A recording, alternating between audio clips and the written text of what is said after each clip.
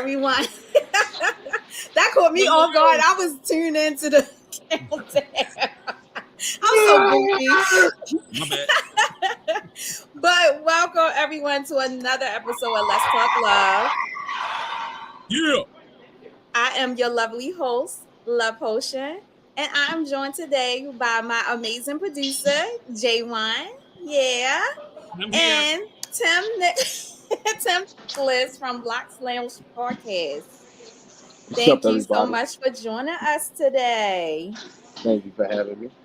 So I know I keep on doing these disappearing acts. Life been lifing. Got me a house, y'all. I've been working on this for 3 years, so I am excited. Yes. So I don't be sharing nothing on social media because I be like, these little milestones is my thing. So I'm gonna do it. Like when I bought a car was it 2 years ago? I ain't tell nobody. I just been driving around my new car, now my new house, trying to settle in, trying to decorate it, trying to do all the little cute things that I've been wanting to do. So I'm excited about that. So I promise you guys, I'm gonna. Yes, thank you. So I'm back. I'm settled.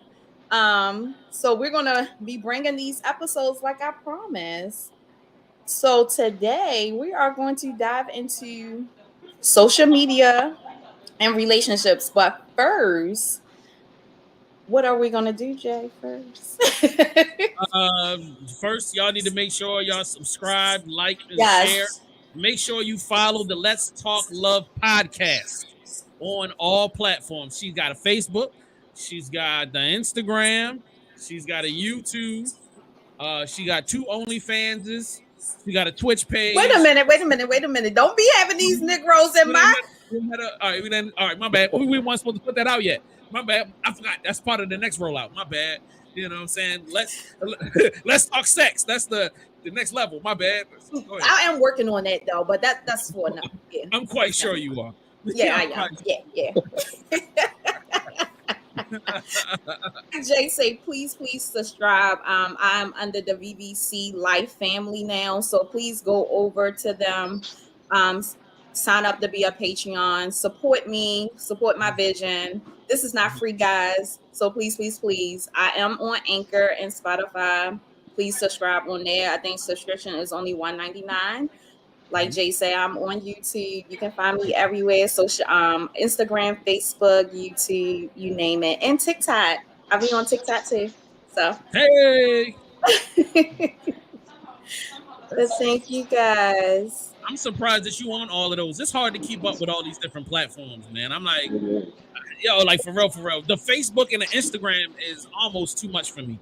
So like when you say you got a TikTok, I'm salute to you. You really out here. You know what I'm saying? Like, I like TikTok. I like doing little videos. Like, what is it?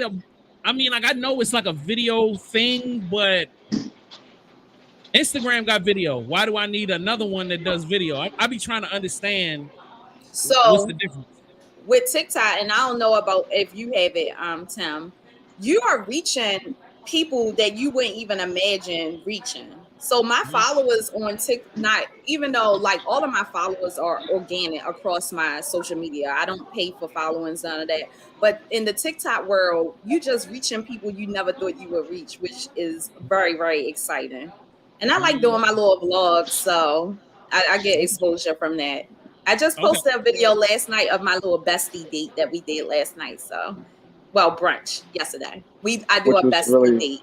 Yes. Which was really nice. I saw that. Yes, thank you. Okay.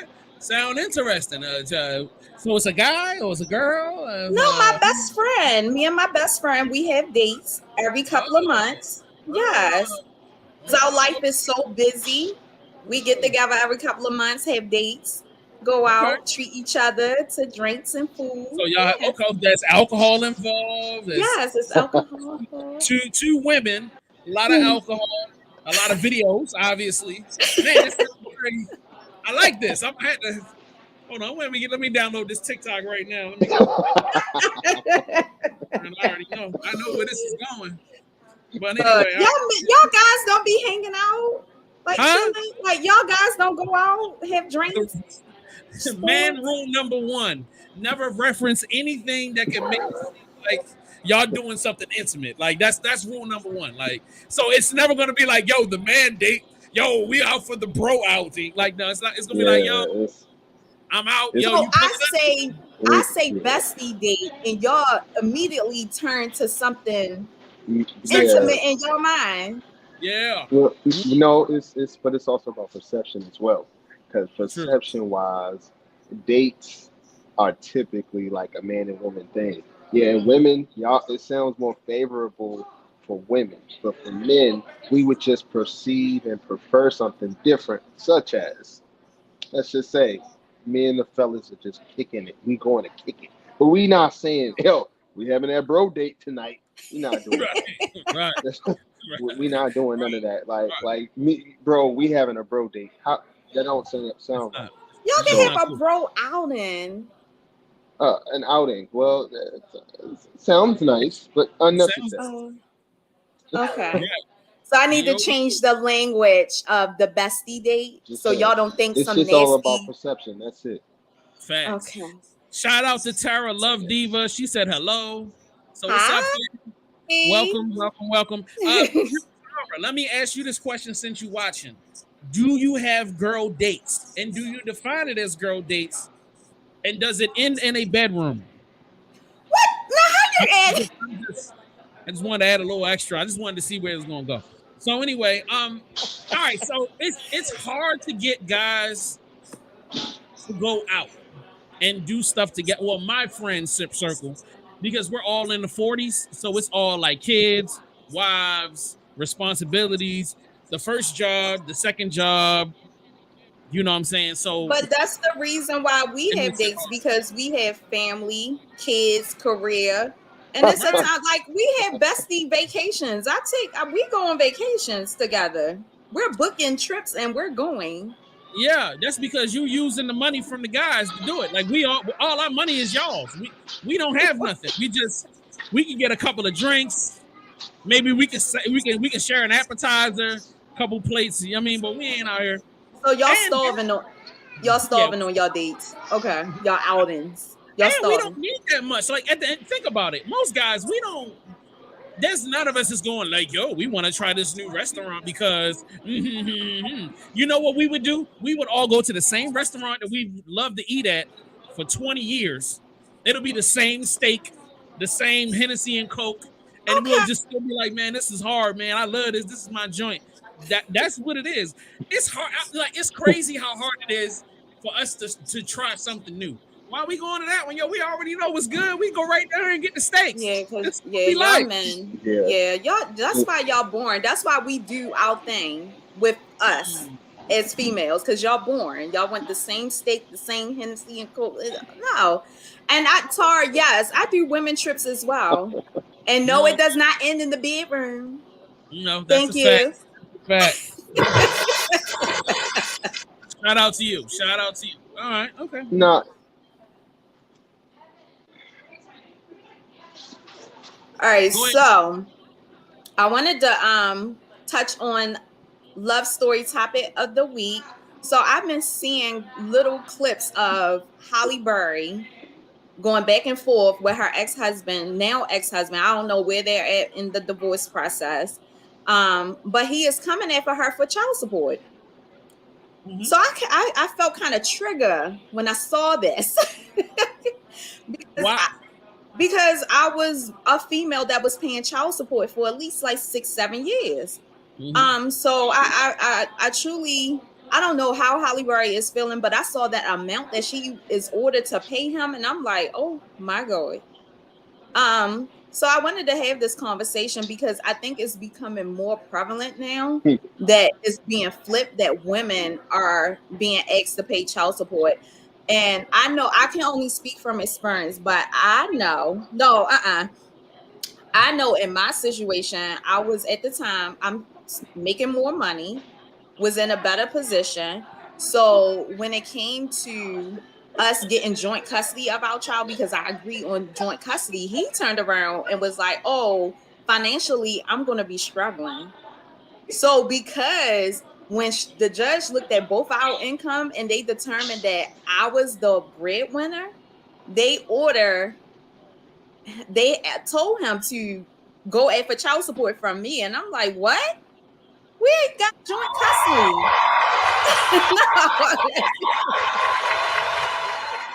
So I know for centuries, it always been men on child support, and the people who know me know my stance about child support. I don't agree on it because I think it's something that was put into place by society to just at the time hold men down, not hold them accountable, because you can force a man to pay money, but can you force him to be in that child life?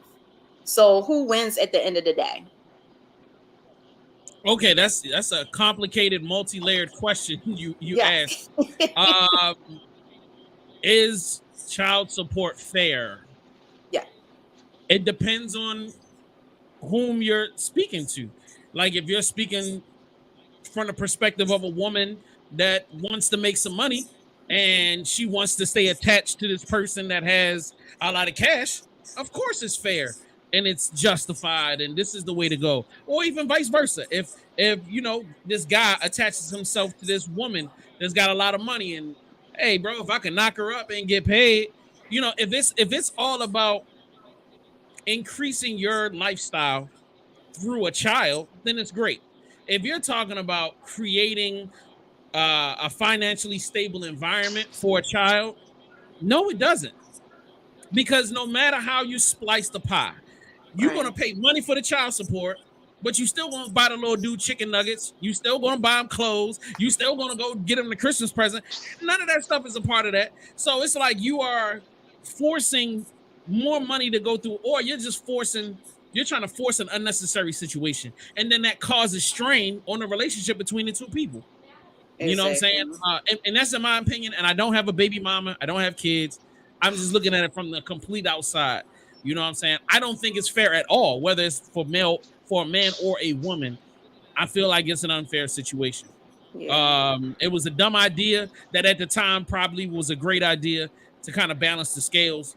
But as time's gone on, we've seen how, in my opinion, it doesn't work. So what about you, Tim?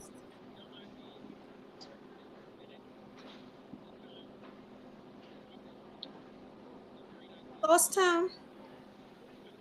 I don't know. He cool. He all right, bro? It look like he's in deep thought about this question. Yeah, like I don't know. Is he still here or something going on? What's going on, my man? So my response is kind of multi-layered. Can you guys hear me? Yes. Yeah, we can hear you now. Yep. Can y'all hear me? Yes. Yeah. Yeah, can you hear me? Can you hear me? Yep. I think his internet is slowed down. Yeah. I think it's I think it's a delay. Yeah, he's like 10 minutes ago. Yeah. But I agree with Tar. Like yeah, child support, if you're co-parenting, why have child support? I'm a sole believer in co-parenting. I think because back in the day, I grew up in a blended kind of family environment before people label it as blended. So I never had that issue of living with my dad and his girlfriend and then going over to my mom's house. And I grew up with a single dad. So going over to my mom's house and then with her and her boyfriend, and then they would get together like holidays, whatever. Like it was like nothing. So I already knew what co-parenting was. And I don't think my dad enforced child support on my mom at all. Like he just was like, okay, do what you can. Like this is still my children. I'm going to take care of them regardless of what you can do or not. Right. All right, Tim. Hey, can y'all hear me now? Yeah. All right, cool. My bad about that. All right, so my response to that is it fair? No, in this particular case with Halle Berry and the situation with her ex-husband asking for the amount of money that he's asking for, I don't particularly think it's fair. I think but I don't think it's just like a gender thing either. I don't think we need to bog it down to only women should feel like that's unfair, because men feel that to some degree as well in different situations, right? Your situation was unfair as well when you look at the incomes being made, the responsibilities that were on you, all of those types of things that should go into consideration.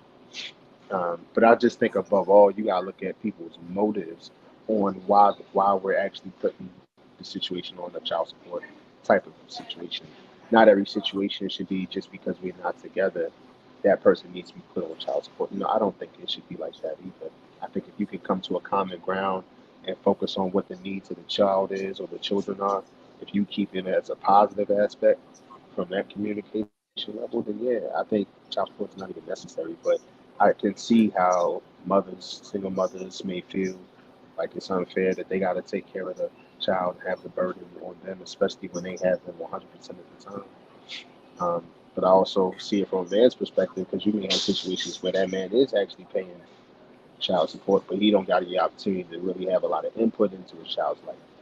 And so that's unfair. And so now if that man putting in this money, investing that money into a child that he can't even spruce that seed, he can't see his seed grow in that manner or produce anything from that seed, but he's paying in that aspect. And so that kind of marginalizes his value as well.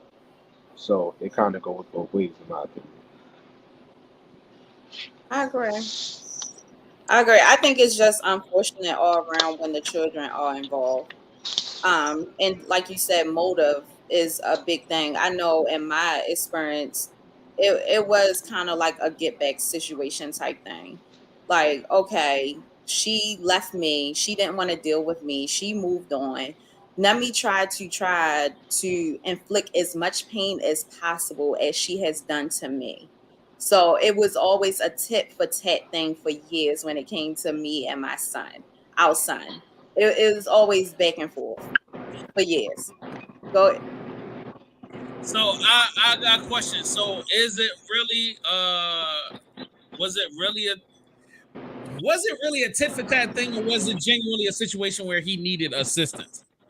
It was a tit for tat thing. Did he say that? Say, who would admit that it's a tit for tat thing? Who would admit that? I mean, somebody that it was. I mean, like if I was being on petty time, I would tell you I'm being petty. Why not? Right. That's the best part of being petty. Like, and no, I don't know. Only a few men that I came across will admit when they're being petty. In situations like that, no, because then it's gonna, like, in that situation, if he admitted that, then it looked like I still had a hold on him somehow. It looked like I still had this effect, which makes some men feel weak in a sense, because it's like, okay, I don't want to admit that I still got something for this woman, or she hurted me in a way that I can't like even like function until I try to figure out how to get over this hurt type thing. So why would he admit that?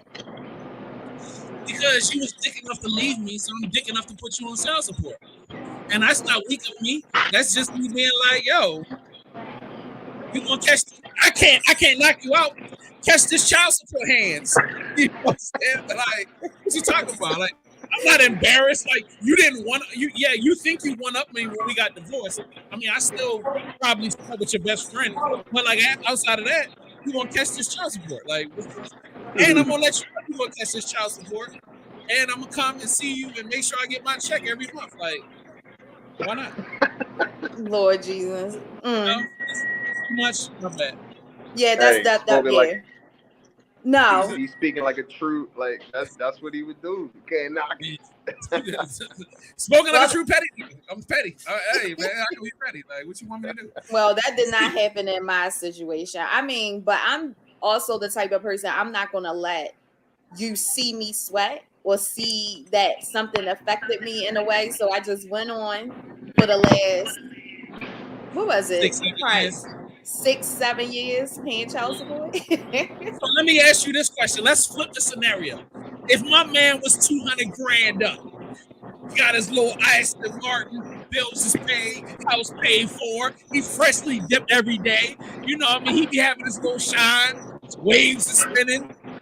You know what I'm saying? He roll out on you. And you only making 40 grand a year. You had to go get you an apartment. You gonna have to move out of the big house. You're not gonna put him on child support just to be petty? No, I don't know, but you know what? No, I'm getting ready to answer that. Because initially I did put him on child support first, but this was no. This was at This was after probably a year or two of me like trying to beg to like sit down. Let's discuss how you can help me. And I'm not greedy with it because I understand your financial state as well as I understand mine. So let's come to a compromise. And it wasn't even about finances as well. It was about like I was in school at the time. Can you get your son on these days that I have classes? Because that was the original plan before we broke up. But then after we broke up, and then it wasn't even after we broke up when he started noticing I moved on. Oh, I can't grab him. You figure out, you go find a babysitter. Like it was stuff starting to happen like that. Yeah. And that's one of what Love Diva was saying. Being petty only hurts children at the end of the day. Exactly. It only hurts the children. So I went on with that for months and months and months until I was like, you know what? I'm not going to get anything from this Negro. So let me go and file child support. And I only did that to get a reaction. But the reaction I got wasn't the reaction that I was expecting to get, because then that reaction turned into violence and anger and all kinds. It went deep. It went deep. Can I ask you a question? Yeah. So obviously, with all that going on, it sounded like you had a lot of history with this person too, right? Mm-hmm. And so that's where a lot of that toxicity kind of came in. Was exactly. Y'all knew how to push each other's buttons. Exactly. That child support and him not taking up the mantle when it come to that, and then you know how to push back, right? Yeah, we know how to push buttons. Yeah, it was years of toxicity, back and forth. And and it's just unfortunate because like I think her name was Tara, right? Where she had just put in the chat how at the end of the day, like a lot of our pettiness, it really the kids suffer more than anything, and it's tough because we emotionally bound to that person that we have kids with, so we want that type of communication, even if it don't work out between us. You do still value and desire that type of communication and that level of respect from that person, and when you don't get it, even from a minute scale of just acknowledging just my opinion about something. That even goes a long way. And when you don't even get that, that's when you feel like, man, I'm gonna treat you like shit for that matter. That's true. But I honor your growth and your strength through that, because I know that was tough. You have no idea what I'm still going through this day, and our child is what society consider adult for now. So yeah. But yeah, I mean, I can only grow from this and learn from this and try to be as strong to our child that still got to deal with the back and forth, unfortunately. So,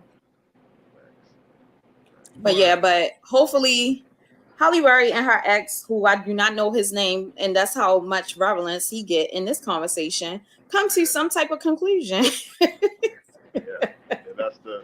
That's the hope. At least they can come to some common ground. At least, Yeah. And then the crazy part, that's not the only. I think she's got another baby father that she's kicking out child support to too. So really? Because she got kids by, I think 2 or 3 different guys. I can't remember, but she's divorced 3 times. Like this is like the 3rd divorce or whatever. It's crazy. Yeah. I don't know. I have no idea. It's a sticky situation, but like you said, men and women, I think some of them do latch on to individuals because of their status and their power, and they know at the end of the day, like, okay, And I have heard women tell me that some men purposely like try to get them pregnant to just be there alive. Like, so it's not more like back in the day you would hear the female doing it, but you starting to see more and more men doing it, which is weird to me. Hey man, women are successful. They coming up. Very much so. They getting it together. And like, you know what I'm saying? If there's an opportunity, I feel like this isn't a like, oh, men are trash or women are trash. This is just a like, opportunity is opportunity, and you're gonna have opportunistic people on both sides that are gonna try to take advantage of situations. You know what I'm saying? They might be very attractive, they might be really good in the bed, or they know how to charm people, and they use that to their advantage to come up in the world. Like, you know what I mean? And that's why you have to be very cognizant of who you're dealing with. Not it's just like it's a thing, bro. It's definitely a thing because everybody is great the first week, month, 6 months. Everybody's awesome, but it's just like start really getting into real life stuff, and the whole. I think we all have to. I feel like we need to start shifting our mind frame from I want somebody because I want to feel love to shift into I need a partner that I can build a life with, and then same understanding of what that life is going to look like. It doesn't have to be the same for both of us, right? But if we want to own a home, or we want to have multiple homes, or do we want to rent, or do we want to live in a condo? Do we want to travel a lot? Some people like to be homebodies. Some people like to travel. Y'all gotta be somewhere in the same space. How to cohabitate, how to manage your money, how to raise children, how do we want to communicate with each other? Like, I feel like these are so things that we totally throw out the window, when you're hot in the pants. And it's just like, bro, we got to start really, Well, no, I think, that is so true. And that's leading into our conversation for today, because I think also along with that, individuals, they perceive what you are by what they see. So social media is now playing a big part in that. And I know personally, because people perceive a lot of things about me. I don't know if y'all guys go through it from my social media and what I post. And they have no idea. I do not bring, I probably bring 25% of my life to social media every so often. So the other 75% disregarded because they don't have nothing, not out of 10, to do with me. But then people, and I had this, like, people see me in real life and think something totally different because of what they see. And this somehow can trickle over into your relationship, because your boo may find you on social media, and then they're going after what they're seeing, thinking this is you, until they see you in real life and that's not you. So can we all give an example of something that would exist on your social media that doesn't exist in real life? Let's not do exaggerated. Right. I'm just talking about real life examples, because I just don't know, because I've never thought to go, all right, let me stand in front of this Bugatti and take a picture and say, life's a race, catch up.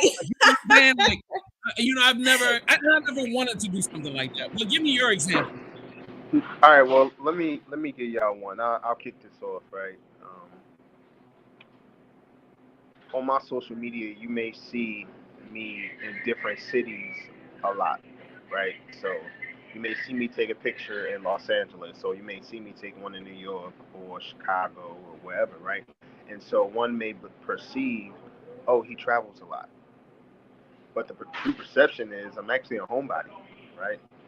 And so it kind of goes back to the point of what Tasha just talked about, where it's like I might present 25% of the things I do on social media, but the other 75% of me is at home with my wife, with my kids, with my family, raising them, going to their practices, going to their different events, and doing that. Those are the types of things that why conversations are so important, why social media it has something to do with it being like a personal profile / resume, but it's not everything when you're thinking about the totality of a person, how a person was built, their history, their culture, who they from, where they from, all those things that play a huge factor into it. So that's just my thought. What's your example? All right, Tasha, let's go. So I think the perception is that I am a party girl and I am single and for these streets, which is far from. Oh, and I got that. And huh? Is that what your page is showing? I mean, and also that I don't work. I don't have so they think that like me doing podcasts and events and stuff is my livelihood. Which is furthest from the truth. I'm a homebody like Tim too. Like the times that I post is when I go out every so often, all dressed up and stuff.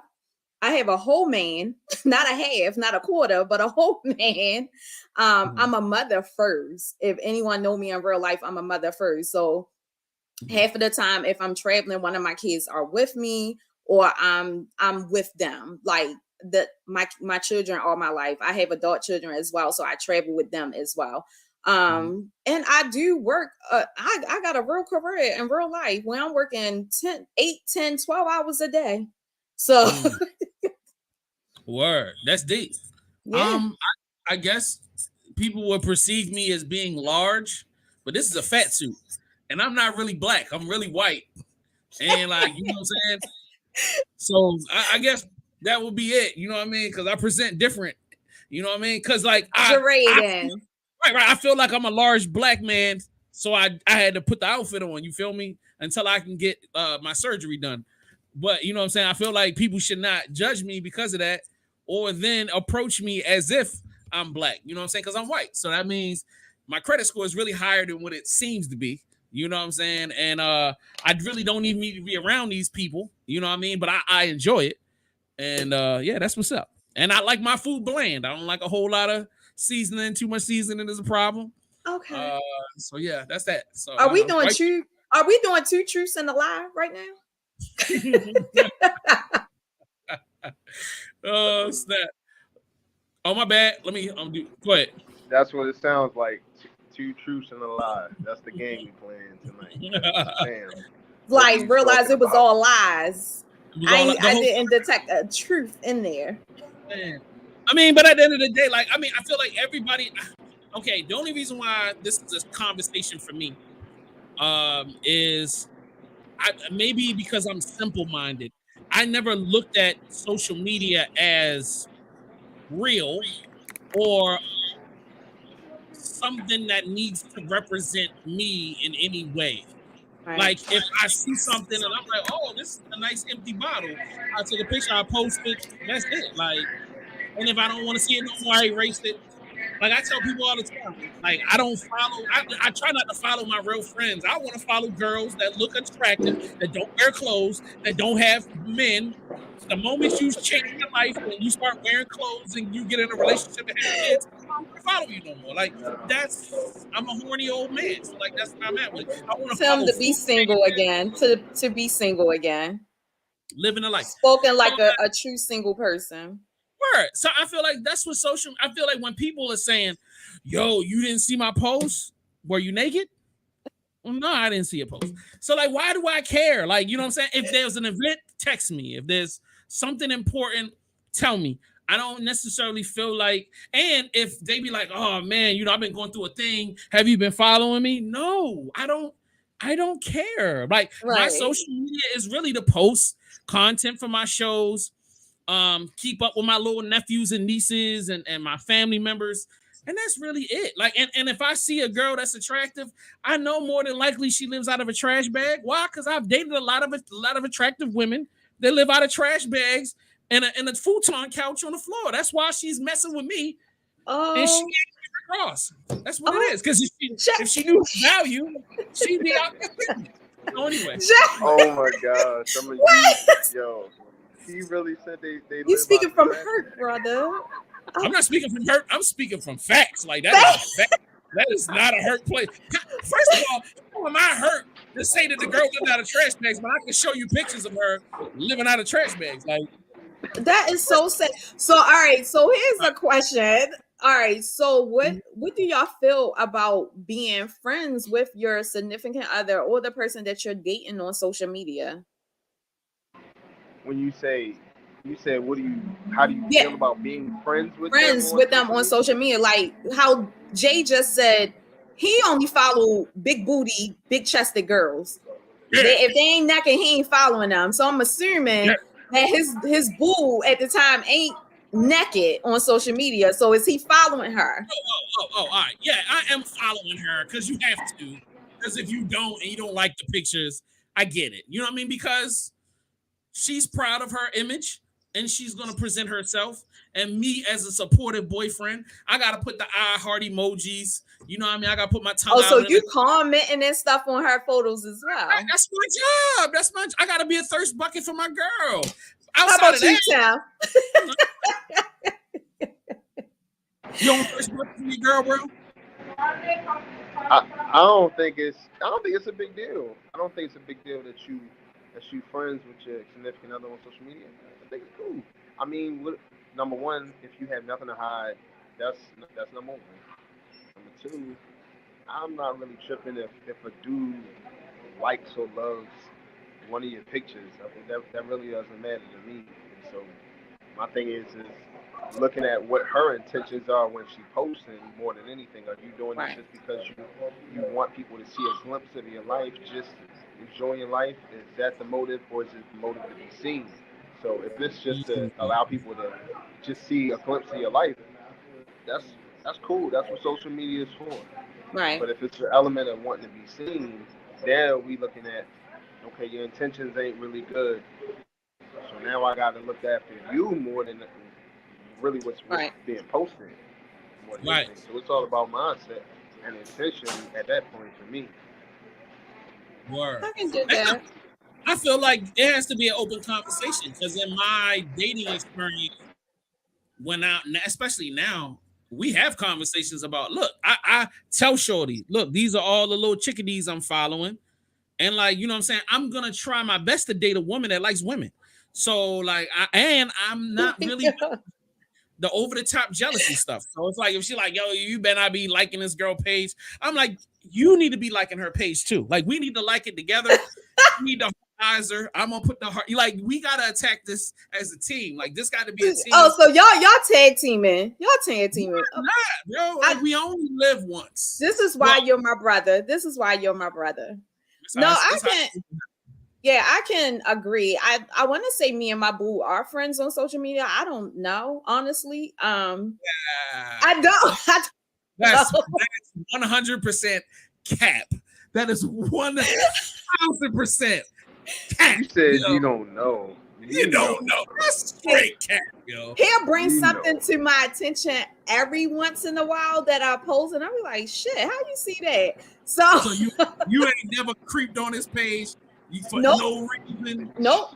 Because his pages are private. Where's the Bible? No. Thanks, yo. First of all, to creep, I would have to have access. His pages are private, so therefore I cannot creep. So y'all not friends. You know what my grandmother told me about an over-explainer, right? Shout out to your grandma. I don't pay attention to any of that. I'm like Jay. Like I'm not a jealous person. So I don't have no reason to creep. And if it's a female giving you attention, then she giving both of us attention. So I'm that type of female. So I want to be looking at my girl sometimes. Like, yo, me, I honestly don't. I like with girls that like themselves. Right. You know what I'm saying? Like, yo, you gotta like yourself. There's something wrong with a chick that you don't never want to take no pictures of. And it's not that I'm worried that she's hiding. I don't think it's something wrong. There's some insecurity issues here. So like you don't want to take no pictures like no, that's not true because I have some beautiful, beautiful friends that do not like taking pics. And it could be for a variety of reasons. It could be for job for once because a lot of my girlfriends, they have these jobs that they don't want to be exposed like that on social media, so they're kind of low key in the background. High-end jobs. Yes, high-end jobs. You are the second one is definitely witness protection. So like you gotta change your identity and become somebody different.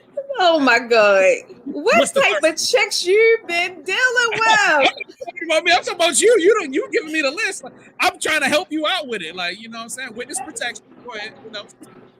Me, I low-key hate taking pictures. I don't think that I be looking right in pictures when I take them or get them taken. So I just don't like them. I take pictures for my brand. That's it. I will agree with you. Like I've seen you in extreme swings on photos. I've seen you go from hot chick, like a straight 10, like dang, like ooh, look at that. So I'd be like, dang, that's my grandmama. That's Tasha, my bad. Like, damn, love. I thought somebody grandmama was on my Facebook page. Like, I said, moving forward, I'm gonna show more of the real me, because life ain't about being all dressed up and glamorous and all of that kind of stuff. Like, you gonna see some rough sides of me sometimes. But I do know that for a fact. A lot of some females just don't like taking pictures, and I know for a fact with some of my friends with their jobs, they just won't post. They're not gonna post. So you ain't even gonna know their name because of their jobs. We're not even necessarily talking about posting. We're talking about pictures. You know what I mean? I'm like, yes, they're not gonna post pictures. That's what I mean. They will post, but they're not gonna post pictures. Taking pictures. I'm not necessarily talking about posting pictures, but my point was, a person gotta feel comfortable at least taking some. Sending them to you. I have an ex who never took pictures. Never. I only have one picture of her. We were together for 3 years, and it was a picture that she sent me from a professional photo shoot where she was with her family. They took a family photo, and then she took one photo on the side, and then that's the one she sent to the whole entire family. And she's never taken another picture outside of an intermittent nude once in a blue moon. And then that didn't have her face in it. It would be like neck down. Then she was dealing with some insecurities at the time. She was a straight 10, bro. But that don't mean she's a straight 10 to you, but that don't mean that she was dealing with some internal. If I drop this picture on this screen right now, you would be like, God damn! Like every time she pulled up, niggas, God, nah, Jay, you not with that. Like I don't know if I'm with her either, but I'm happy that she answered the phone when I call. Like, you know what I'm saying? Crazy. It's not for everybody. I got an example of something real quick. Go ahead. It was a girl from high school. Mm-hmm. I went to Milford, okay? Mm-hmm. It's a girl from high school. She was a year older than me. I'll never forget her name, Charlene. Okay. Just for purposes, I ain't even gonna put her last name out there, but Charlene. Okay? But you talking about Milford in Baltimore, though? Yeah. You already put her name out. Go ahead, though. No, but listen. So of course, everybody got social media, got MySpace at the time. Facebook come out in 2005. Then you got Instagram, all these other things. So you would expect to be able to find anybody on some type of social media outlet. When I tell you to this day, I still can't find Charlene on social media, even if I tried. I mean, like, fell off the face of the earth. So even from that aspect, you got some people, you have the very few select people who don't want to be seen, don't want to be heard, don't even want to be cared for in that manner. They just value their privacy because they've fallen off the face of the earth for all that matter. So even from that, and she was fine too, bro. When I think she was fine too, and you'd be like, everybody wanted this lady. So, but even still being off the face of the earth, they just want that privacy more than anything. Right. Shout out to them for that. I can see that as well. Privacy is key. Privacy is peace. I tell you, if I wasn't doing as much of stuff that I was doing, social media can be overwhelming as well. How? So it's probably because all of us are in the podcast world, right? But I'm a female, y'all are male. I feel as though with females, we gotta promote and do more than y'all have to. I mean, y'all men, I think that, and I know a lot of men podcasters, so that's why I'm saying it. It's like it comes natural to y'all. It comes easy for y'all. With us, like, first of all, people got to take us seriously. They have to really like tune in to be like, all right, what is this female actually talking about? What can she do to grab my attention without showing ass and titties? You see what I'm saying? So it's like, okay, like, and then if on top of that, if you don't have a pretty face, then that's really something else, because I'm showing my face to the world. It's not audio. So audio, I think I'd be okay, because I think I got a good radio voice anyway. But I think that don't be doing that. You don't think you have a good face? No, I do think I have a good face, but if I did not, then I will be struggling even harder. I think that people tune in because of my face. Y'all men, y'all don't have to have looks or anything. Y'all just have to have a good conversation. Yes, you do. Yes. You have to be. I don't know. Tasha, you have to be aesthetically pleasing to the camera. Correct. As man and woman. But yeah. I get what you're saying. I get where you need to be taken more seriously. Right. I get that aspect, but we gotta work hard too. Just if we're not handsome, we gotta be funny. We gotta have one of the two. But no, see what you just said? If you're not handsome, you have to be funny. With females, no. You have to be pretty to even get someone's attention off bat. If you was ugly and funny, like who called me? What they call her? They call her white girl or whatever. She ugly as hell, but she funny, so people follow her. No, is it called? Don't call me white girl, whatever. Is it a podcast? Yeah, she got a like YouTube channel and all that. Like, you know what I mean? I mean, she is butt ugly, but she get mad views because she's funny. But she's butt ugly to you. Street. I'm gonna have to look her up. No. I'll pull up right now. Y'all continue talking. I'm gonna go find her. I don't know.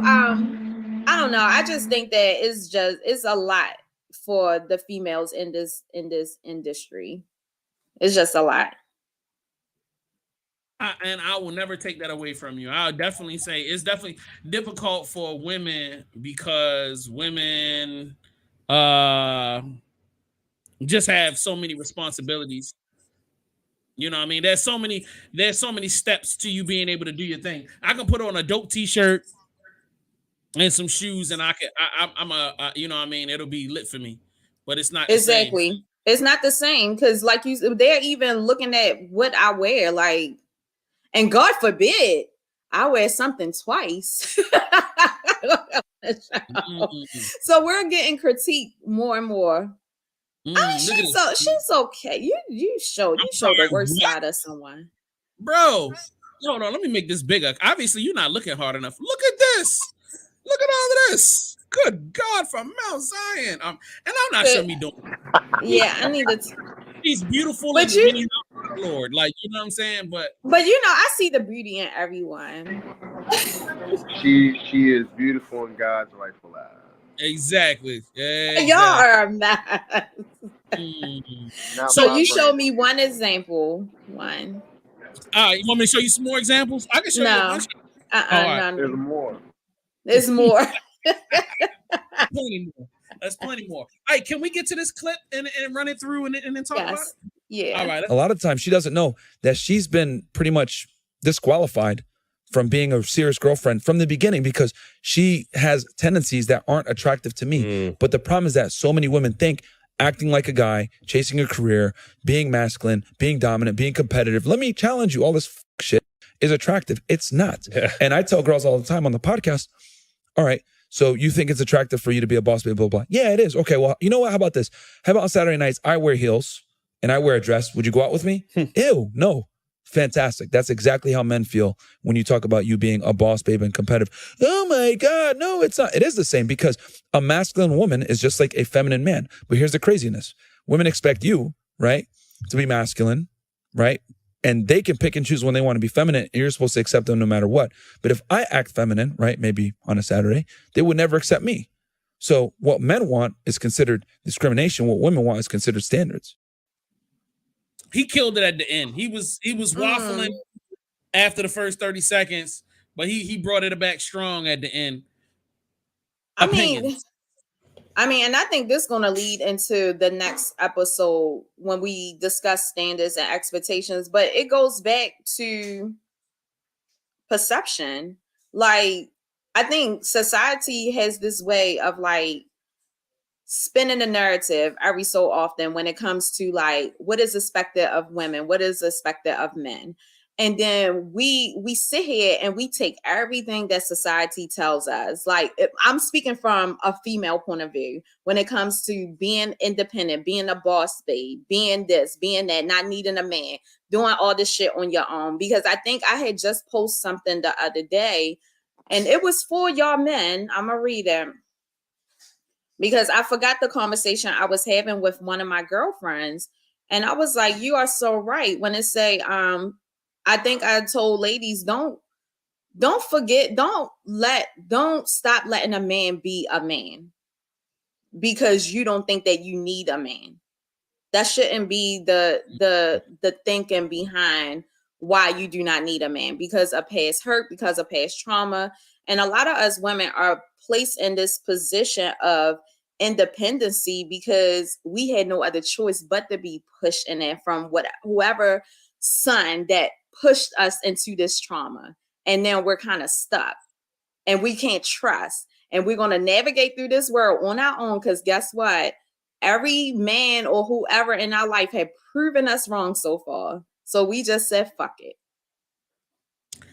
So, Tim, did you want to go first? You want me to take that? You want me to take it? All righty then. I'll run the ball for this one. All right. So, there were two key things that I picked out of your statement. Number one, you were saying that the rules keep evolving and changing for women. I don't feel like men played any part in those rules or changing and evolving. I feel like the majority of what is happening on social media are men restating the same things since before I was born. Hey, we want sex, we want loyalty, we want family, we want partnership. And let's try to keep this in the realm of decent human beings, not shitbag women or shitbag men. Why? Right? Were they all included? No, because then you're talking about a spectrum where we can't never end up having getting to the end of a conversation. I know some decent men and women, so go ahead, continue. Let's focus on decent men and women. Okay. So the standards that have been changed for women were inflicted on women. Women decided, y'all decided to be boss chicks. Y'all decided to step up and take the lead. You know, there was a collective woman, whatever happened to when y'all experienced trauma, this is how you dealt with the trauma. This is how you came out of it. And normally it was because some women were forced to have to provide for themselves and establish security for themselves. So you become this, you become that. That's great. But once again, we still want the same thing that we've always wanted. And the only thing that we haven't gotten to is correcting the next generation's men to conduct themselves in a way to where we can lead but still partner versus leading and subjugating.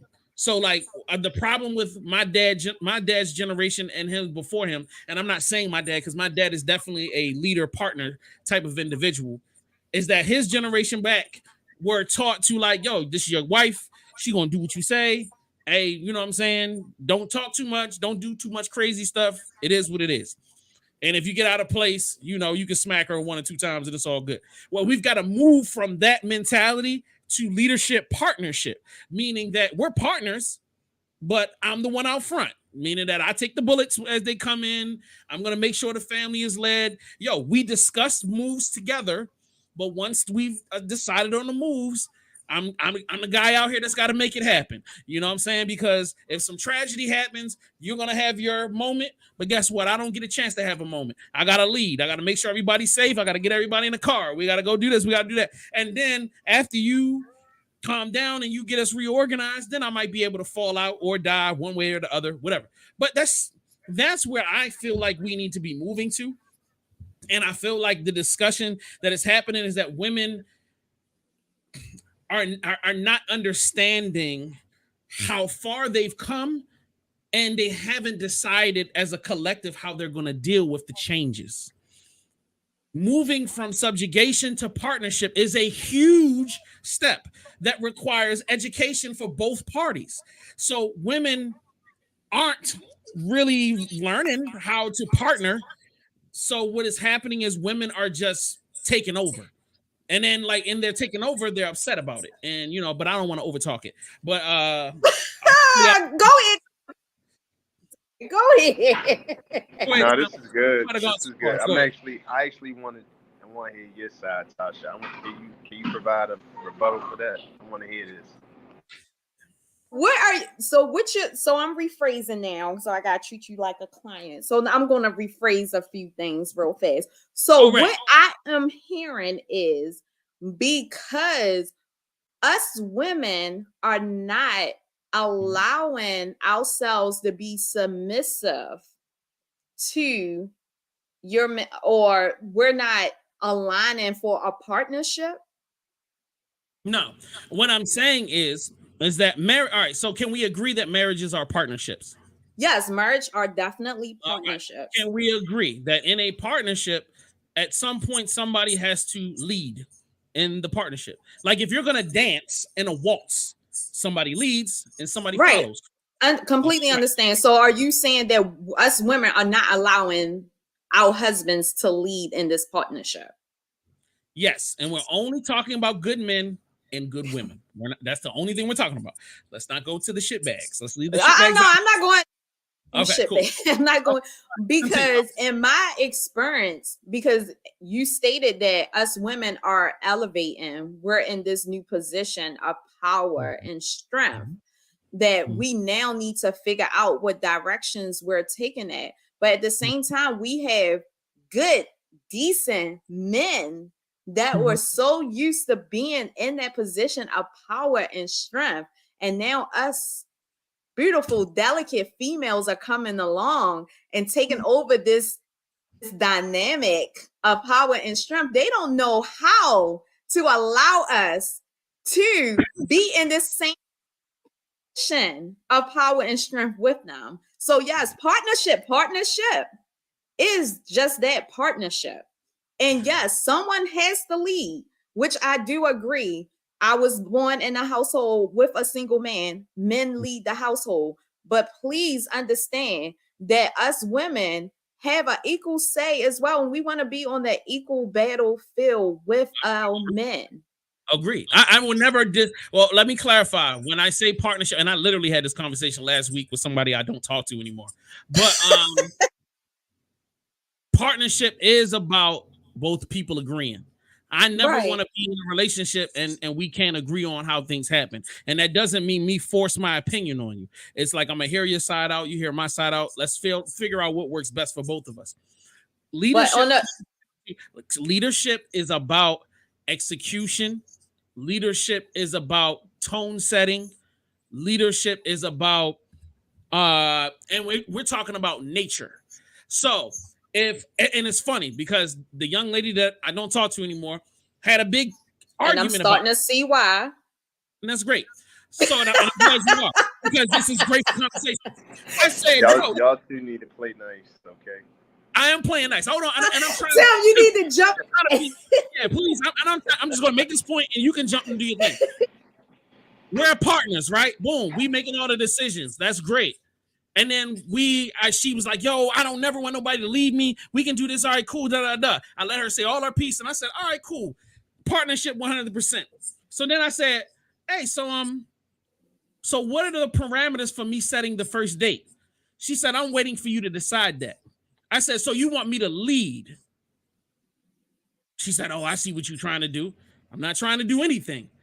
you're saying you're not going to do anything, initiate anything until I make the decision and then I execute the decision. I said, that's the definition of leadership. I am not, when we're talking about a relationship between a male and a female, the historical norms, we're talking about historical norms, and we're talking about nature norms, physicality, and mental. We're talking about social norms, meaning the man asks the woman out and the man takes the woman by the hand and holds her hand, and those are social. And then we're talking about nature norms, is that man leads. Now, if a woman would like to go out with the burner and she want to stand in front of me and open the door for me and you know what I'm saying, pay for the meal, and she makes a decision for that, guess what? I'm gonna be alpha. I'm cool with that, baby. I'm gonna wash the dishes. I'm gonna make sure the kids go to bed. You know what I'm saying? I'm gonna even take the trash out, but I'm gonna come rub your feet. I'm gonna make sure the place is good. I'm gonna clean the dishes because I know my place and I'm cool with that. But guess what the problem is? Most women, and I'll even say 90% of women, don't want that, because then I'm less than. I am not occupying the space of a dominant or powerful man, because as much as y'all say y'all want a man to be a follower, you look at him less, because when he plays that role, it doesn't seem to be the leadership role. So, and I'll shut up on that, and then y'all can take it. Go ahead, Tom. All right. Y'all both said a lot. There's a lot to unpack through that. It's very interesting. But what I will say is that we talk about this thing about submission, right? Pretty much when I think of submission, it is woman, you get 100% value in a relationship. Man gets 100% value in a relationship. And when it comes to supernatural 1%, God gives that one supernatural 1% to the man to ultimately make the best decisions. Now that supernatural 1% is earned. It is earned. It's not just freely given, because you're supposed to guard your heart above anything.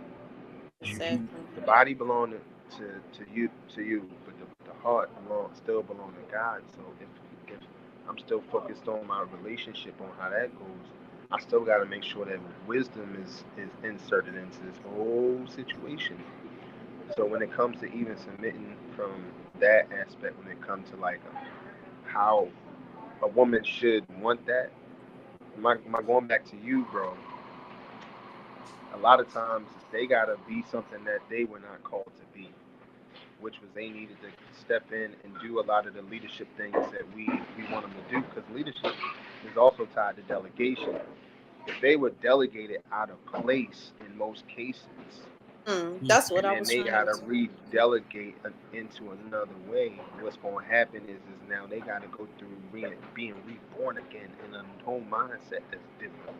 And as long as they're willing to go through that mindset change, then we can work with something to where now that leadership is in the rightful place, where I'm delegating, hey, this is what we're going to do. This is what and it look different for every household. So leadership look different. It don't look the same across the board. Like, I'm supposed to do this, I'm not supposed to do that. Listen, I could buy my wife flowers, and that could be what I'm supposed to do as a leader, as a husband, and whatever. But what if she turned around and do the same thing for me? Is she out of order or not exhibiting the same leadership just because she did it? No. It means that she's doing something to where she's contributing in the way that she's doing it. And that's the leadership and the partnership that we build upon. It just looks different in every house, but as long as y'all having that communication of what it's supposed to look like, where she can feel comfortable following what y'all talk about and how you lead, I got something. And I can agree with that, because that's what I was trying to get to. Like, a lot of us women, we had to be pushed out of that position for so long. And then we finally got that power we got it back. And then we got a good man that come along that is possessing all of these things, the leadership, the power, and he wants to be that man for you. And we have our walls up still. It's like, I don't know, because every time I allow someone to come in just a little bit, I get disappointed. So let me weigh this out. but I'm also my partnership looks a lot different in my home too. I don't look at either one of us being the alpha in the partnership. We're always on the same thing. Like my boo can go out, which she has in the past, and bought me a car. And a couple of years later, I'm in that position that I can do the same thing. Some men will look at that like, no, I can go get my own car, do this, do that. And I come across men like that. They don't want a woman to do anything for them. Fuck that. They don't even want a female that is in power, that makes a certain amount of money, because then they look inferior and that woman will always look superior to them. So they don't even go after women that will make them feel inferior. Word. If I may, I chose to use the term leadership right as the primary term, because leadership does not mean that it negates anybody else in the system from having power, from having judgment, or having the ability to do something. Leader is just a position that somebody holds to make things happen. So like within a company, you will have a CEO, but that doesn't mean the CEO has ultimate power. You still have a board of directors. You still got a CFO. Right. You have a whole system of people. There's only one person that has a vision, or that is given a vision, or that is told the vision, and their job is to execute the vision. So like I tell people all the time, like the man buys the house, the woman makes it a home. And he doesn't buy the house because he saw it and said it. She said, I like this house. And he said, all right, cool. Buy the house. I want this in the house. We go do it. You know what I mean? Best example I could ever give is that exact thing happened in my family. My mom wanted a house. My dad took her and they looked at houses, but he could have all of the opinions he wanted to. It was her decision, because he knew if she doesn't like it, she ain't going to be happy here, and she probably ain't going to stay here. So, and then once the house was purchased, every crevice of that house was then customized to what she wanted. Right. And guess what? None of us cared, because as long as mom was happy, we was cool. We don't care. Hardwood floors or carpet, whatever. You know what I'm saying? You want this in the kitchen? Whatever. And guess what? We love to get up to do for our loved ones. So it just becomes us executing. The only thing we're here to do is protect and to make sure, hey, don't go over there. They got lions over there. You know what I mean? Hey, let me be this for you. Like, hey, let me lift this for you. Let me be your helpmate. But at the end of the day, if there's major life issues that happen, there's that person that calls the tribe together. And then we go, let's make a decision on where we need to go. Let's pull it together. Let's do what we got to do. And then Mom Dukes, what do you feel like we need to do? Hey, children, what do we feel like we need to do? All right, everybody's opinions in. So let's make a decision. That's it. I feel like if you've noticed in this conversation, you guys both kept referencing acting like my perspective was the man had to do this. And it's like, no, I said lead. Okay. Not be the decider, not be a controller, not be a manipulator, or even, it's just like, yo, there's that position. And the position could be switched. But once again, once you switch the position, you're talking about going against historical natures and nature. So like, you have the psychology that goes into that. So that's the only thing I wanted to say. But now me to speak. So generation, things had changed over the course of from the time your parents met and did their thing. My parents, I think my parents are older than your parents.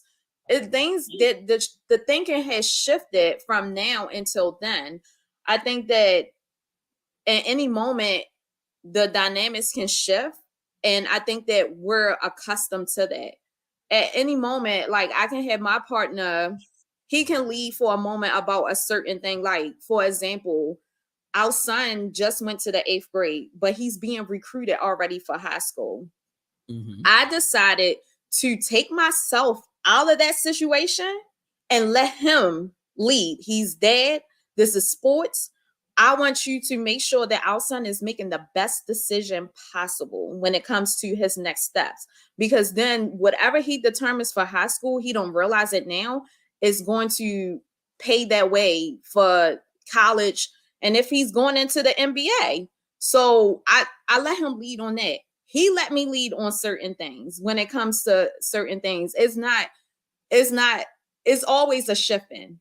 It's always a shifting now. It's not a shift. Once again, it's still the same thing. Like, it's in my family, it was always that way. There were things that my mother was in charge of and took charge of, and there were things that my dad took charge of. But if it ever came down to building a house, my mom is not going to play a role in that. If anything came down to, that's back then. I'm going to build a house. And that's 100. You know what I'm saying? Right. But that's a skill set thing. But we're talking about the physicality part of it. Also, how to be a protector. You know, even conversations are different. Like, my dad talks to me and talks to us in a specific way. My mom talks to me and my brothers in a specific way. And the conversations that are charged between individuals are separate. And we can, like, let's just say if my dad passes away and I'm younger, and there's a discussion about manhood and being a man, a woman can definitely come and reference things that she's seen from the outside.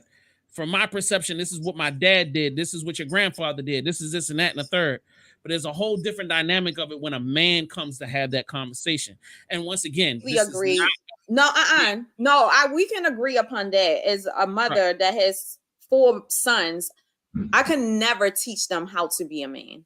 I can't. My dad raised me. He couldn't never teach me what it was like to be a female. He had to bring in aunties to teach me that over the years. That wasn't his place. He couldn't do it. Same thing with my sons. I can't do it. That's something I step away from. With our daughter, same thing. He can't do it. I step in with our daughter. So I 100% agree with that. Like, I can't teach my sons how to be men, and in turn, their father can't teach our daughter how to be a woman. So, and I'll give you another example. My grandfather died on my dad's side of the family. Obviously, my granddad was closest to my father. My father still made all of the funeral arrangements. When my grandmother died on my mother's side, and my grandmother was closest to my mom, my dad still kind of had to step in and take charge of a lot of stuff. You know what I'm saying? Like, leadership. It's not that my mom not capable. It's not that my mom's not intelligent. It's just that stabilization is just something.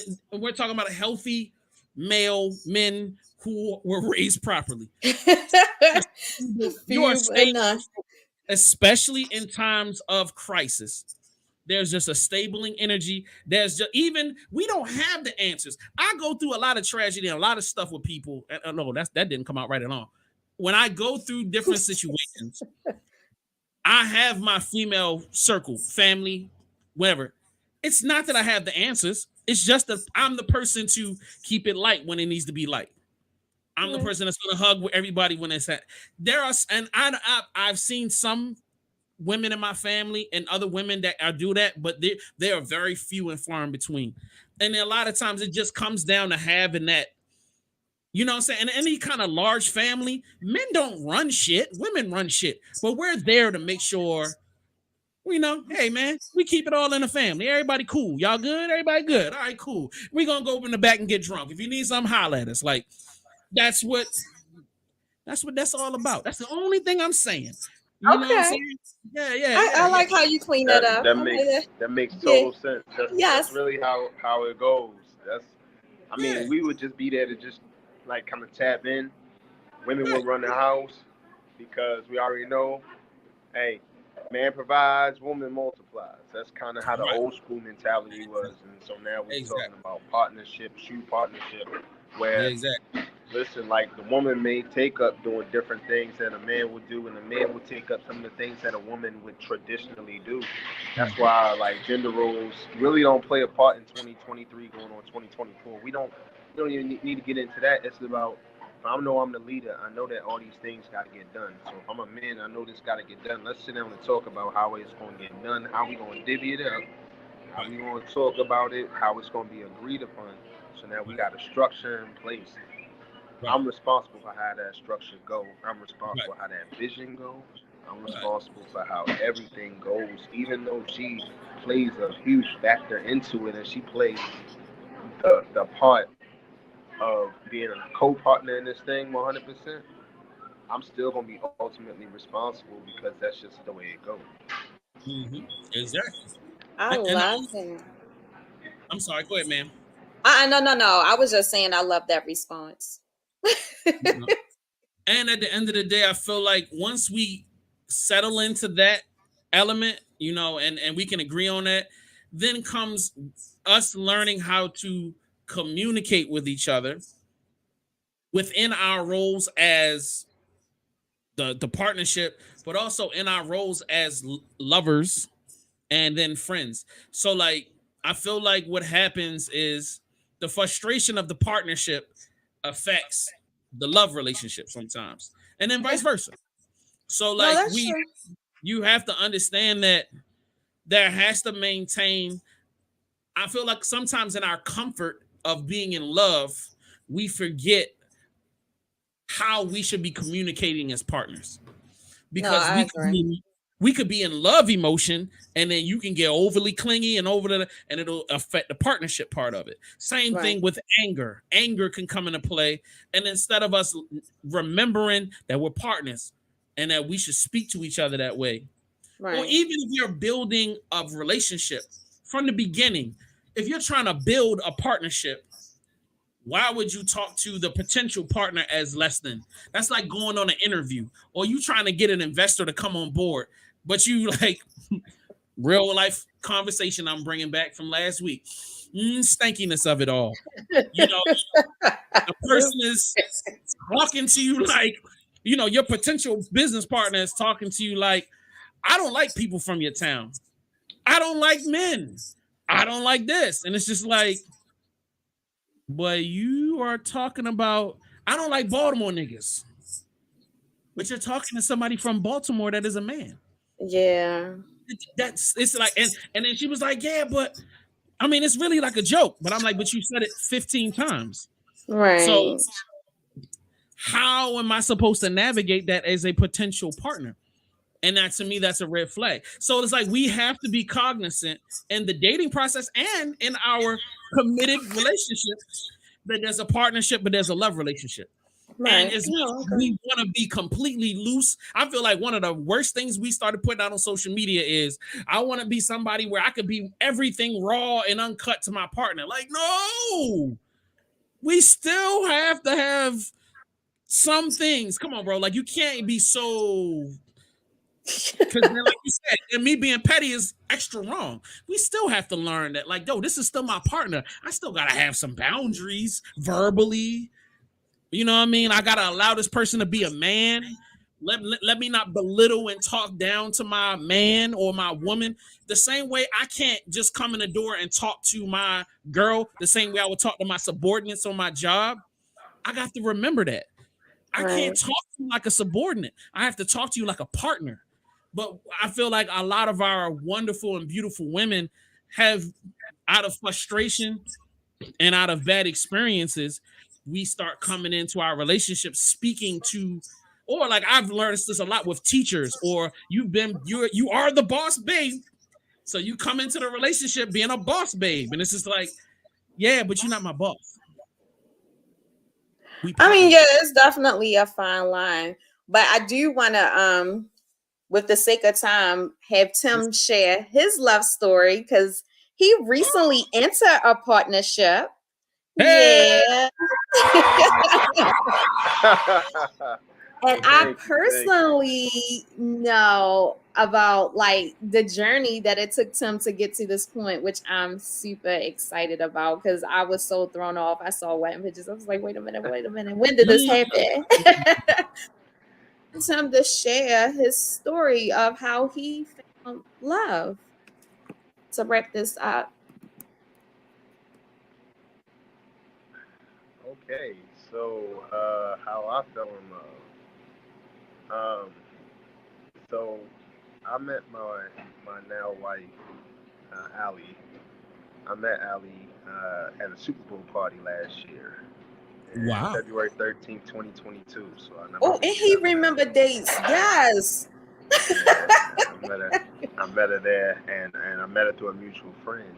And so when I initially met her, when I first saw her, I was just like immediately blown away at not only how beautiful she was, but also just like her intellect. When we were having a conversation, she just telling me about just what she was into, the things that she had really was into business-wise. And so I immediately was like, well, you should jump onto the podcast. You know, so I asked her to come onto my podcast, and you know, that was a nice move. Jay, you gotta ask them to come on your podcast. Go ahead. Honestly, it wasn't a move because I had already put up a parameter that no matter what type of no matter what woman would be on my podcast, I would never date her. You know, that was just cold. I wasn't looking to do because you know those lines can get blurred at times, and I didn't want to even put myself in that position. And so, even with her, I was like, "Well, she on the podcast, so we gonna stay in the friend zone, right?" And so, she. Long story short, even after being on the podcast, I kept her in the friend zone, and I would check on her from time to time or whatever. But a few months later, July 4th, I'll never forget. My twin daughter was having like RSV, and she was coughing real bad and all this, so I had to take her to the emergency room. So I'm taking her to the emergency room. Allie texts me and was just like, "Hey, you know, I've been checking you out for the past few months now, and I think we should pursue more than a friendship." And I was like, "Man, my dream woman is have been checking me out." So it made sense to just kind of take that ultimate step, you know, let her get to know me, my past, my pain, my struggles, mistakes I made. And I was like, I'm gonna be open, you know, to all of that. And so we connected on that level. Things moved fast after that, though. I mean, it was like we knew we was perfect for each other real quick, and so we were together 62 days, and then I proposed to her. 88 days from that, we got married, and then we've been married for the past 8 months, and that's just my best friend, person I love to do life with. She the coolest one ever. And I mean, hey, we done already been through, you know, real marriage stuff, even in a short amount of time. And time don't really matter about all of that. It's about the commitment that you make. Because we both could have been like, this ain't what marriage I expected it to be. I ain't expecting marriage to be like this. But the love I have for her and the love she had for me, none of those things really matter. It's about going through the experience together. Because you're building something. And when you're building something, you got to like strip down that whole foundation on both sides and build something that's new. And sometimes you gotta break yourself down in order to be somebody new. And trust me, I ain't the same dude I was when I first initially got married. So it's a cool evolution that I'm learning about myself. And I think that's what happens is when we focus on ourselves as opposed to focusing on the spouse's flaws and the person's flaws and all that other stuff. You just focus on yourself. I think good things happen. I'm so happy for you. Yes. Appreciate it. Thank you. First, I just love to hear men tell their love stories because it just do something to me. I just love it. And like I said, I already know like the backstory behind everything. So I do know that you are like, I just know that you're like really in love. Yes. Like, so I'm just excited about that. And like you said, like, I think when everybody take all of that nonsense out and just focus on the person in front of you, I think that's key as well, because I know I'm the person that had to learn how to do that as well. Like, just take all of the noise out, all of social media, all your friends, like everything, and just focus on that person. Yeah. You have to. You got to block out the noise. And with me going through a divorce prior to, you know, I had lost a lot of credibility amongst friends, amongst family, amongst people because of just the mistakes I had made. And so I stand here a different man, knowing that the woman I'm with, I don't deserve at all. Aww. You know? And so it's a good look, man. So it's a blessing. And when you get to growing involved, for sure. Yeah, I think you're like the third person that I knew got married in like Shoot, less than 90 days. So, shoot. Shout out to you, my guy. Appreciate you, my Jay, you like dude. that's not gonna be you. What? No, I'm with it. Like I'm a sucker for love, bro. Like you talking about? I know you are. Romantic out here, so like yo, like he makes me believe it's gonna happen. Now, if you get divorced, you're gonna mess it all up. So you know Oh my God! So no pressure. pressure at all. You know, the hopes of my entire life rest on your marriage. And he went black. He like, you put all this pressure on me, Jay. But no, hopefully, Tim will. I think you learn from your mistakes from previous relationship. Divorce in its entirety is a lot. So from that experience alone, you learn a lot. So hopefully that just help you like realize in your next relationship, next marriage, okay, what not to do, what you should be doing. Tell me what are you doing? How many marriages does it take to get it right? You know what I'm saying? But no, I always said that I couldn't see myself ever remarrying, but I changed that tone recently. So let's see. It's about time. Be quiet. I needed somebody to have a lit wedding. You know what I'm saying? A lit wedding. Yeah. I'm going to a lit wedding next year. So in Jamaica. Oh, yeah.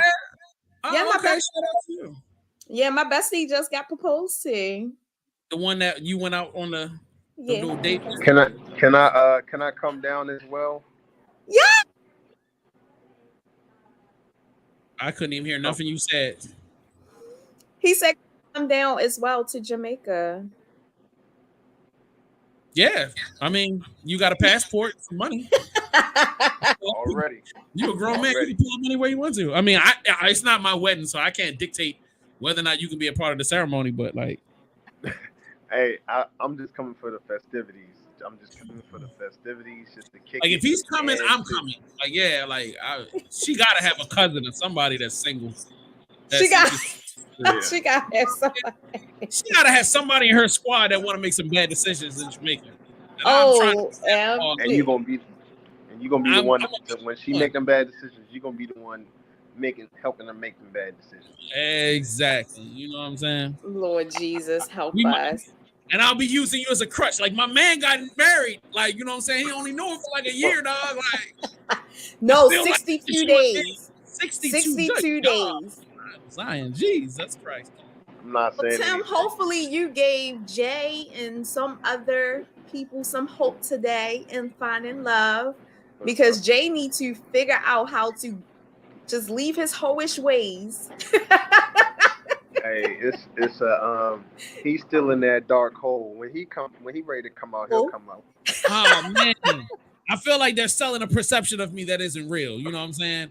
Please don't tell people that I'm a hoe. That is inappropriate. I have not. Listen, you might get what? I might get what? You might get some people. I can admit I was one. You was one. I was one too. I ain't even gonna lie. See, but that's not. Yeah, I feel like what y'all doing is y'all mirroring your experiences onto me, and that is not cool. I am not that person. I am very much so a conservative when it comes down to a lot of stuff. So conservative. I'm with high standards. No, not at all. Like the one I just got rid of, that was a 5'6" at the top. Like she wasn't all that. She was like you know, Lord Jesus, hey, we got work to do. We got work to do with him. We got work to do. Hey, the 5 and the 6s gotta go. They gotta go. They're not worth the time and energy. Tim. Man, yo, you gotta be on my show. Yeah. You and I, we gotta talk, bro. Yo, I didn't dislike that statement, but yo, we gotta. Woo! That's a whole nother episode right there, brother. We gotta get unpack that one. Yeah, I feel like you're not seeing the advantages. There's a 3-dimensional situation we got going on here, but I want to hear your perspective. I understand each dimension. I understand. Trust me, and you need all 3 of them to enjoy each level of it. Okay. I get that. Why are you entertaining him? That's a deep rebuttal. That's a deep rebuttal, but I still want you to break it. We're going to get into it another time. Oh, my God. So, that ends Let's Talk Love, because it seems like these bros are actually connecting. I don't know what's going on. But Tim, let people know how people can find you, follow your show, all of that good stuff. And if you got anything coming up, please let us know. Yeah, so you can find me on Facebook at Tim Nicholas, at Locks Lounge Podcast, LOCS Lounge Podcast. So LOCS stands for Living to Overcome Cultural Stereotypes. I'm on here doing the same thing, and thank you. And on IG, you can find me. My personal one is Mr._Locks Lounge. You can also find at Locks Lounge Podcast at like Twitter, Instagram, or X is called X now. Instagram, TikTok, you name it, YouTube. See, everything. Tim got all that stuff too. Let's get it. There it is. It is. And look at Jay pulling up Locks Lounge. Yes. Support to the homie. You feel me? And my wife is actually on episode number 6. She on there with another lady. So okay. You'll see the instant chemistry, I guess. Yes, I'm gonna have to check that out. Yeah. I love it. He's giving us the sauce. He's on us exactly. Okay. You're a brave. I appreciate it.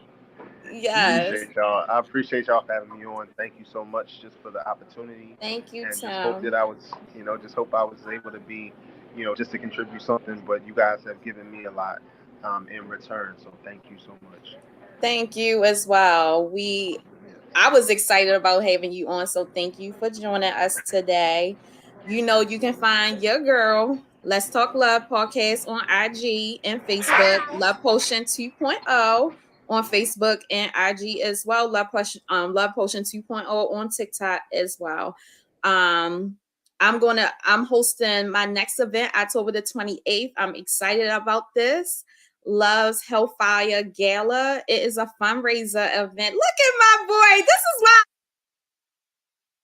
Come on, man. I know what we doing. So this is my first fashion show that I will be putting on. Usually I do a gala, but this year I wanted to incorporate fashion in this and cosplay. My birthday is Halloween. I wanted to do a fundraiser for my nonprofit, Women at a Stand. I support women that are fleeing domestic violence. All proceeds from this event will be going towards my cause. I have a dope ass designer that is ready to put on. I'm excited. Jay introduced me to the cosplay world. So I'm still trying to navigate it, but I'm excited about this. Tickets will be going on sale tomorrow. So please support, even if you want to donate. Again, every year I do Christmas baskets for families in needs. I do Thanksgiving dinners. I donate to shelters. I put together hygiene packages for them. I do empowerment events. I've been doing this for 5 years now. So this is my passion. So let's ask Tim. Tim, are you and your lovely wife gonna come to the fashion show with some hot cosplay? Yeah, we're gonna have to come through and support. So definitely. Yes, I'm coming to town just for you. Yes, thank you. I can't wait to meet wifey. Yo, we're gonna do a special pod with all of us together in the studio.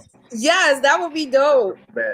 Hey, I'm on it. I would love to just be back on whenever y'all want to have me. I'm here. Hey, bro, we're gonna have some spades. We're gonna have some whiskey, some cigars. We're gonna make it happen, bro. I got you. As long as you have some crabs. His lounge. He must want to have. That's nothing. Huh? Right. That's his Men Cave podcast that he got going on. I mean, he be having ass shaking and everything. I'm gonna have to tell wifey. I'm a snitch. Hey, don't do that. Don't do that. That's what I'm saying. Like, why we gotta do all? I'm not gonna have the girls there while he there. Like, you know what I'm saying? Oh, they gonna come after he leave. Nah, they're not coming that night. I'm just gonna make sure don't nobody come. They just keep it to the homies. I don't want to get no dude in trouble, bro. Like, that's not what I do. And I'm not a party to make niggas get in trouble. My wife is crazy. I'll tell you that. She crazy. Yeah, for real. Like, you know what I'm saying? I don't need her coming up in my trap house. Yeah, at least you know. You know what I mean? Yeah, so I'm just keeping it a buck with you. I can't partake in that. Nah, And I Not respect at all. Now I respect it. You know what I mean? Oh, It's Jay. been hella fun. Thank y'all, man. It's been so Thank cool. you. Thank y'all. All Thank right. you. So we coming back next week, or you need to take another couple months off? What's up? What we doing? That's the pettiness. I will be back next week as we continue with this dating series of Let's Talk Love. We're gonna be doing all things dating for this these series. So I can't wait for next week episode. And I will be in the studio. Thank you very much. Let's do it. Let's do it. Check y'all next week. Let's Talk Love. We out of here.